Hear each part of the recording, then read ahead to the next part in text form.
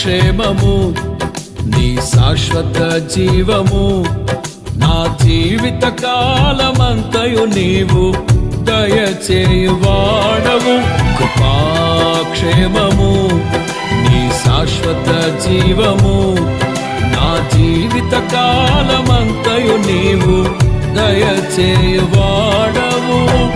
మహోన్నతమైన నీ ఉపకారములు తలంచుచు అనుక్షణము పరవశించనా నీ కృపలోనే పరవశించనా.